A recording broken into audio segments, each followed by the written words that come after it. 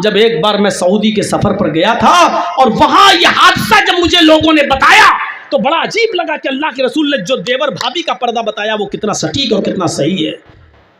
वहां एक अजीब किस्सा सुनने में आया मेरे जद्दा का, कि जद्दा में भोपाल का एक आदमी टैक्सी ड्राइवर था। दोनों भाई वहां पर टैक्सी चलाते थे, एक भाई रात में एक भाई दिन में। और भोपाल का ये आदमी फैमिली के साथ रहता था।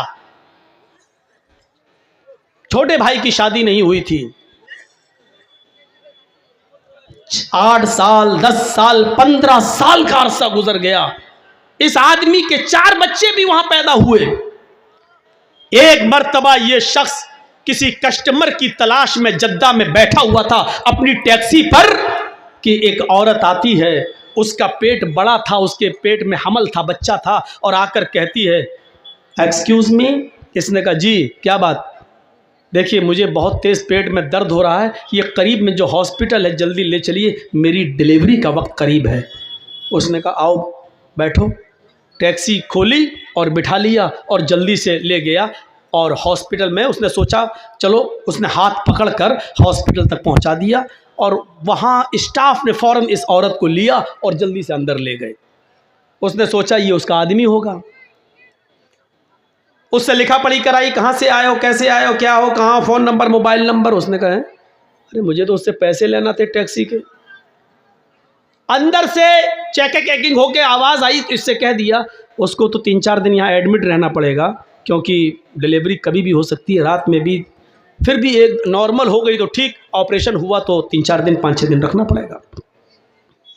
इसने सोचा कि चलो यार 2-3 दिन में कभी यहाँ से निकलेंगे फिर ले लेंगे इससे पैसे, अभी तो वो बेचारी परेशान है, उसके साथ कोई है भी नहीं। ये अपना टैक्सी उठाकर चल दिया।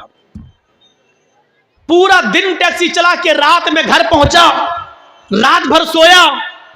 रात में इसका छोटा भाई टैक्सी चलाता था, वो टैक्सी चलाता था, ये दिन में टैक्सी चलाता था। तो जब ये सुबह फजर की नमाज पढ़ने उठा, नमाज पढ़ के आया, इसकी बीवी ने इसको चाय बनाई, अपने शौहर को ब्रेड आमलेट वगैरह बनाया कि चलो नाश्ता करो अब तुम जाओगे। मोबाइल फ़ोन की घंटी बजी, वो वाला फ़ोन लैंडलाइन, वो घंटी बजती है। इसने घंटी उठाई, अरे कौन इतना सुबह सुबह। इसने सोचा कि कोई कस्टमर होगा, कहीं जाना होगा, फ़ोन करते हैं लोग। तो इसने फ़ोन उठाया, कहा हेलो। वहाँ से आवाज़ आई कौन, जमील साहब। कहा जी, बड़े नालायक इंसान है तुम। कहा क्यों, क्या हुआ। कहा हॉस्पिटल में तुम अपनी बीवी को छोड़ गए हो, बेचारी रात भर यहाँ परेशान रही, जल्दी आइए हॉस्पिटल में, डिलीवरी हो गई और तुम्हें लड़का हुआ है।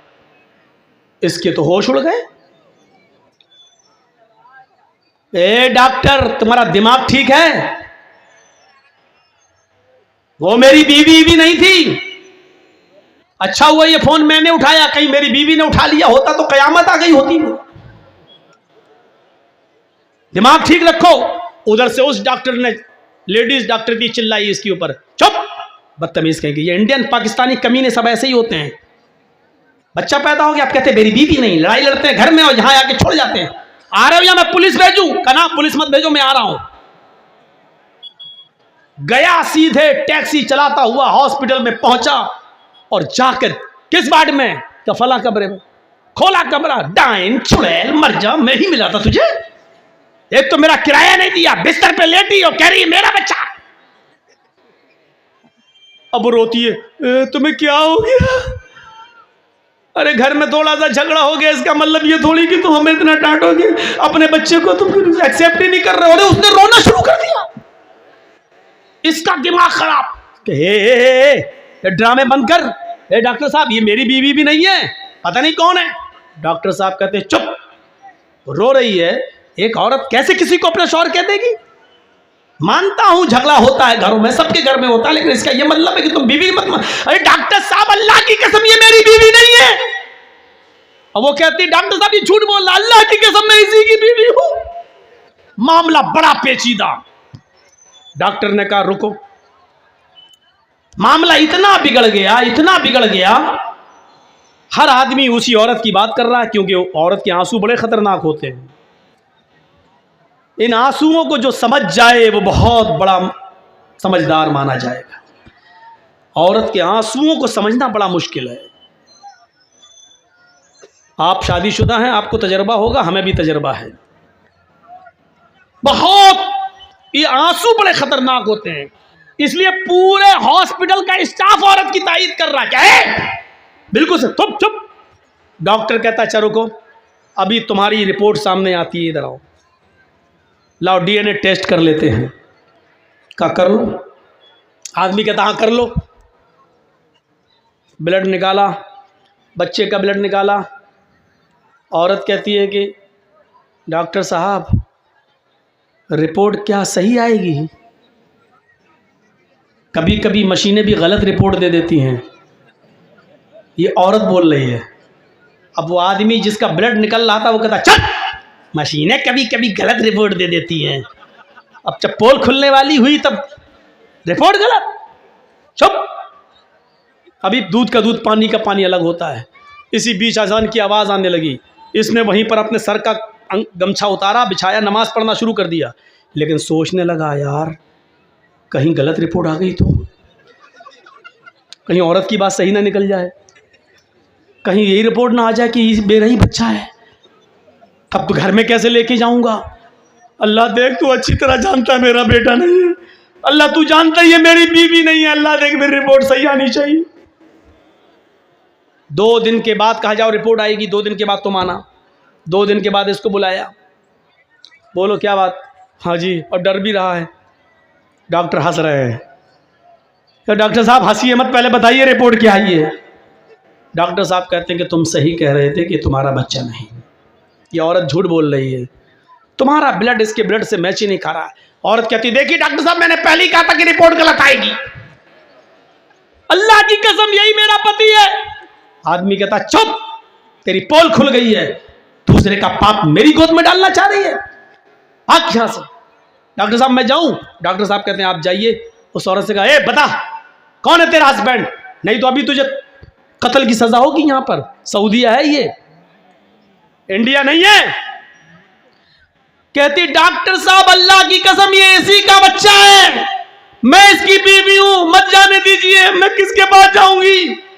डॉक्टर ने सर पे हाथ पकड़ के कहा मेरी बहन मैं तुम्हें कैसे बताऊं कि ये इसका बच्चा नहीं है, इसकी रिपोर्ट ये बता रही है कि ये जिंदगी में कभी बाप बनने के लायक ही नहीं है, ये बाप बन ही नहीं सकता। अब वो आदमी कहता क्या डॉक्टर क्या? कि हाँ तुम्हारी रिपोर्ट कह रही है तुम बाप बनने के लायक ही नहीं हो, तुम्हारे अंदर उतने स्पर्म नहीं है, तुम्हारे अंदर उतने शुक्राणु नहीं है, तुम बाप बन ही नहीं सकते हो, तुम्हारे शुक्राणु नील है, 0 है, तुम बाप नहीं बन सकते। ए डॉक्टर 4 बच्चों का बाप हूं और तुम कह रहे बाप नहीं बन सकता, मैं 4 बच्चे हैं मेरे। अब औरत चिल्लाती देखिए डॉक्टर साहब मैंने कहा था ना रिपोर्ट गलत होती है। अब यहां से यह आदमी कहता है चुप, ये रिपोर्ट तो सही है कि ये बच्चा मेरा नहीं है, लेकिन ये रिपोर्ट गलत है कि मैं बाप नहीं बन सकता। और डॉक्टर कहता चुप रहो तुम दोनों, मेरा दिमाग खराब कर दिया है। वो कहती इसका शौहर, वो कह रहा मेरा शौहर नहीं, तुम कह रहे हो ये मेरा बेटा नहीं, रिपोर्ट कह रही बाप नहीं बन सकते, तुम कह रहे हो मैं 4 बच्चों का बाप हूं। ऐसे तो रिपोर्ट मेरा केस ही नहीं आया मेरे पूरे हॉस्पिटल में आज तक ऐसा। इसने फाइल उठाई, चल दिया, गाड़ी में डाला, बाप नहीं बन सकता, हट, गाड़ी चला रहा है। थोड़ी दूर जाने के बाद कहता है जमील घर का पता लगाओ, कहीं रिपोर्ट अगर सही हुई तो फिर ये 4 नमूने आए कहां से? अगर मेरी रिपोर्ट सही है मैं बाप नहीं बन सकता तो ये बच्चे हैं किसके? सीधे घर पहुंचा, दिन में दरवाजा खटखटाया, बीवी को होश भी नहीं था कि दिन में भी मेरा पति आ जाएगा। दरवाजा खटखटाया, बीवी ने दरवाजा खोला, चप्पल उठारी आदमी ने, शौहर ने, और तड़ा जूते चप्पल लात घूसे। वो औरत कह रही इतना प्यार करते थे आज अचानक क्या हो गया? लेकिन इसने 20-25 पहले प्रेशर बनाने के लिए मारा, चप्पल जूते लाते घूसे मुक्के। जब 15-20 मार चुका तब कहा ये बताओ कि ये 4 बच्चे किसके हैं? वो कहती क्या हो गया तुम्हें? अभी फिर मारूंगा, ये पता चल गया है ये मेरे नहीं है, अब ये बता कि किसके हैं। 2-4 और दिए। जब उसको तेज चोट लगने लगी तो कहने लगी रुको मारो मत, कुछ कहोगे तो नहीं? नहीं, सही बता दोगी तो कुछ। कहा कि ये 4 बच्चे आपके नहीं हैं। फिर कहा देवर के। ये कैसे हुआ? कहा आप दिन में टैक्सी चलाते हैं ना, वो रात में चलाता है। मतलब आप दिन भर गायब रहते हैं, रात में सोते हैं, वो रात भर गायब रहता है, दिन में सोता है। घर तो एक ही है, जॉइंट फैमिली तो एक ही है। आपसे तो कुछ बच्चे हो नहीं रहे थे। मुझे घर में किलकारियां सुनने का शौक था बच्चा, और जब उससे दिल लग गया तो सारे बच्चे उसी के। उसने कहा यहाँ तो मैं तुम्हारा इंतकाम नहीं लूँगा, यहाँ अगर FIR करते हैं तो अभी तुम दोनों को कत्ल की सज़ा हो जाएगी। पासपोर्ट जल्दी से रिटर्न टिकट लिया और अपने भाई को और बीवी को लेकर भोपाल आया, और भोपाल आने के बाद मीटिंग बिठाई और सब लोगों से कहा कि जब ये बच्चे मेरे हैं ही नहीं तो मैं इनको क्यों पालता हूँ, क्यों रखता हूँ, और इन दोनों का जब चक्कर चल ही रहा है तो इंसानियत का तकाजा ये है कि मैं अपनी औरत को तलाक देता हूँ और इद्दत गुजार कर ये इसके साथ शादी कर ले। जब बच्चे इसी के हैं तो फिर ये इसके साथ रहे, और उसने अपनी बीवी को तलाक दे दी। ये वाकया जब सऊदिया की सरजमीन पर मैंने सुना, पैरों के नीचे से जमीन सरक गई।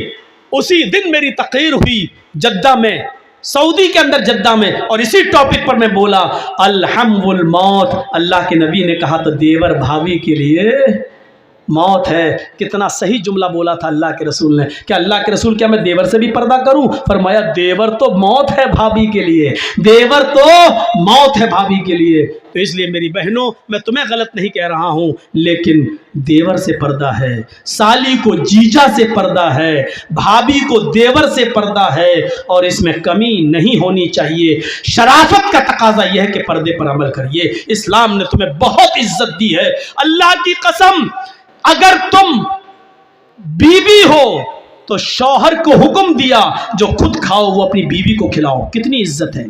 जो खुद पहनो वो अपनी बीवी को पहनाओ। खबरदार अपनी बीवी के गाल पे कभी थप्पड़ मत मारो। तुमने अल्लाह का कलमा पढ़कर उनको अपने ऊपर हलाल करार किया है, इसलिए फ़इन्नकुम अख़ज़्तुमूहुन्न बिकलिमतिल्लाह, अल्लाह के कलमे के जरिए उनकी शर्मगाहें तुम्हारे ऊपर हलाल हुई हैं, इसलिए तुम अपनी बीवियों के साथ अच्छा सलूक करो। कितना बड़ा अल्लाह के रसूल सल्लल्लाहु अलैहि वसल्लम ने एक औरत को कितना बड़ा मकाम दिया है। अगर औरत बीवी है तो शौहर जो खाएगा वो खिलाएगा, जो पहनेगा वो पहनाएगा। अगर तुम किसी बेटे की माँ हो तो अल्लाह के रसूल ने फरमाया, पूछा अल्लाह के नबी मेरी माँ जिंदा है, मेरे लिए कोई काम बताओ कि मैं जन्नत में दाखिल हो जाऊं। फरमाया उम्मुका जन्नत, क्या तू जन्नत तलाश करना चाहता है? जन्नत तो तेरी माँ है, अपनी माँ की खिदमत करो, जन्नत हासिल कर ले। अल्लाह के रसूल ने उस सहाबी से कह दिया जन्नत, एक सहाबी अल्लाह के रसूल में जिहाद में जाना चाहता हूं, जंग हो रही है, मैं चाहता हूं मैं शहीद हो जाऊं और जन्नत पा जाऊं। अल्लाह के नबी ने कहा क्या तुम्हारे बाप जिंदा हैं? कहा नहीं। क्या तुम्हारी माँ जिंदा है? कहा हाँ। फरमाया तुम जिहाद में नहीं जा सकते, अगर तुम जिहाद में गए और शहीद हो गए तो तुम्हारी माँ की देखरेख कौन करेगा? तुम अपनी माँ की खिदमत करो, तुम्हें जिहाद का सवाब मिलेगा। मेरे प्यारे साथियों, अगर एक औरत माँ है तो अल्लाह के रसूल सल्लल्लाहु अलैहि वसल्लम ने उसी को जन्नत कह दिया। एक औरत बहन है या बेटी है तो बाप को हुक्म दे दिया कि अगर तुम्हारी 3 बेटियां हैं या 3 बहनें हैं तुम उनको पढ़ाओ, उनको लिखाओ, उनको अच्छा अदब सिखाओ, उनकी अच्छी तरबियत करो, और जब वो बड़ी हो जाएं तो उनको दीनदार घर में उनकी शादी कर दो, उनका निकाह कर दो। तुम जन्नत में मेरे पड़ोसी बनकर मेरे साथ ऐसे रहोगे जैसे ये दोनों उंगलियां आपस में मिली हुई है। ये अल्लाह के नबी सल्लल्लाहु अलैहि वसल्लम ने फरमाया। तो बेटी और बहन को पढ़ा लिखाने वाला और उनकी शादी कराने वाला मोहम्मद रसूलुल्लाह का पड़ोसी बनकर रहेगा। सोचो मेरे प्यारे साथियों, कितना बड़ा मकाम दिया है एक औरत को।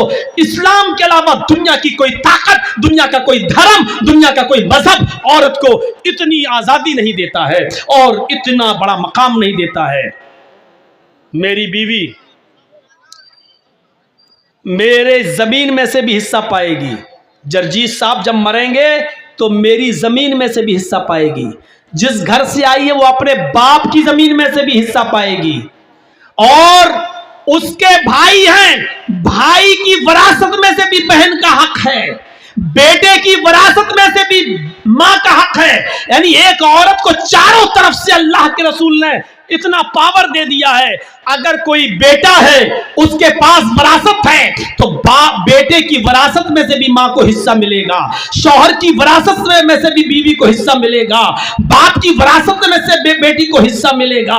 जरा तसव्वुर कीजिए कि कितना औरत को कितना बड़ा मकाम दिया गया, कितना बड़ा मर्तबा दिया गया। इस्लाम के अलावा दुनिया में कौन सा मजहब है जो जमीन और जायदाद और विरासत का मालिक बनाता है औरत को? नहीं। इसलिए मेरी बहनों, मेरी माओ, मेरी कौम की बेटियों, इस्लाम की इज्जत करो, इस्लाम को समझो, इस्लाम के उसूलों पर चलो, पर्दा करो। तुम्हें अपने बच्चों को तरबियत देना है, तुम्हें अपने बच्चों को आलिम बनाना है, अपने बच्चों को अच्छी तरबियत देना है। याद रखना, नेपोलियन ने कहा था, mother's lap is first college for children. मां की गोद बच्चे का पहला मदरसा है। अगर बच्चा अपनी मां की गोद से अच्छी तालीम, अच्छी तरबियत हासिल न कर सका तो कोई यूनिवर्सिटी उसको अच्छी तरबियत नहीं दे सकती है। आप देख लीजिए, आपके मालदा में कॉलेज होंगे, हरिश्चंद्रपुर में भी कोई ना कोई बड़ा स्कूल होगा, मालदा में तो मेडिकल कॉलेज भी होगा, कलकत्ता में कॉलेज। कितने लोग इन यूनिवर्सिटियों से और कॉलेजों से पढ़ के निकलते हैं, बीए करके, एमए करके, बीकॉम करके, एमकॉम करके, बीएससी करके, एमएससी करके, पीएचडी करके, एमबीबीएस करके, एमडी करके, एमएस करके। लेकिन इतने पढ़ने लिखने के बावजूद भी आपने देखा होगा कि आप चले जाइए सड़क के किनारे, पैंट की चैन खोलकर खड़े होकर पेशाब कर रहा होगा। एक कुत्ता भी जब पेशाब करता है तो एक टांग उठा लेता है ताकि छींटे ना आए। ये कॉलेज से पढ़कर आने वाला, स्कूल और यूनिवर्सिटी से पढ़कर आने वाला, दोनों पैर जमीन पर रखकर पेशाब करता है और धार के छींटे इसके कपड़ों पे आते हैं। ये कुत्ते से ज्यादा बदतमीज है। कुत्ते में भी इतनी तमीज है, कम से कम वो एक पैर उठा लेता है ताकि छींटे ना आए। कुत्ते में अकल है, कुत्ते में तमीज है। ये उससे भी ज्यादा बदतमीज है जो खड़े होकर दोनों पैर जमीन पर रखकर पेशाब करता है। यूनिवर्सिटियों ने इसको इंसान नहीं बनाया। अगर ये बच्चा मां की गोद से अच्छी तरबियत हासिल न कर सका, मां ने अगर इसको अच्छी तरबियत नहीं दी, तो यूनिवर्सिटी से उम्मीद मत रखो। तुम्हें अपने बच्चों को अच्छी तरबियत देना है, तुम्हें अपने बच्चों को अच्छा बनाना है। मुझे उम्मीद है कि मेरी बहनों, मेरी कौम की बेटियों, मेरी कुछ बातें तुम्हें बुरी लगी होंगी, उस पर माफ करोगी, लेकिन उस पर इबरत हासिल करोगी, संजीदगी के साथ गौर करोगी। अल्लाह ताला तुम्हें अच्छा बनाए, नेक बनाए, पर्दे की तौफीक अता फरमाए। मेरा अभी एक और जगह प्रोग्राम है, 2 घंटे का भी सफ़र है। मुझे अभी कटियार की सरजमीन पर निकलना है। गाड़ी आ चुकी है, वहाँ लोग एकदम मर्डर करने के लिए तैयार हैं। जिसने जलसे का डेट रख दिया है उसको मारने के लिए तैयार हैं कि अगर मौलाना जर्जीस नहीं आए तो हम कत्ल कर देंगे तेरा। बांध के रख लिया है उसको। इसलिए मुझे जाना है मेरे भाइयों, चेहरा दिखाना है। गलती अब हो गई किसी से, लेकिन हम चाहते हैं कि उधर भी जाके कुछ इज्जत रख लें और जलसे को बचा लें। मेरे भाइयों 12:50 हो भी गए हैं। हमें तो 10 बजे टाइम देने के लिए कहा था, लेकिन आपने 11 बजे टाइम दिया। हमने पौने 2 घंटा आपसे खिताब किया। हम अल्लाह से दुआ करते हैं कि बार अल्लाह हम जमी मुसलमानों पर रहम फरमा, हमें एक कर दे, हमें इबरत हासिल करने की तौफीक अता फरमा, इस्लाम हमारे अंदर पूरा का पूरा दाखिल फरमा दे। और जब तक जिंदा रहे इस्लाम पे रखना, और जब हमारा खात्मा हो तो ईमान पर हमारा खात्मा फरमाना। एक गुजारिश आपसे करता हूँ, अल्लाह के नबी ने फरमाया, इन्ना अशद्दन्नासि अज़ाबन यौमल क़ियामा अल मुसव्विरून। क़यामत के दिन सबसे सख्त अजाब, सबसे ज़्यादा सख्त अजाब उसको होगा जो दुनिया में तस्वीरें लेगा, फ़ोटो खींचेगा। क़यामत के दिन उसको सबसे ज़्यादा सख्त अजाब होगा। अपने आप को अजाब में मत डालिए, कैमरों से फ़ोटो मत लीजिए, सेल्फी मत लीजिए। क़यामत के दिन सबसे ज़्यादा सख्त अजाब उसको होगा जो तस्वीरें लेगा, फ़ोटो खींचेगा। मैं बरी हो रहा हूँ, मुझे जल्दी निकलना है, इसलिए इस अजाब से बचिए। इतना जलसा सुनने के बाद फिर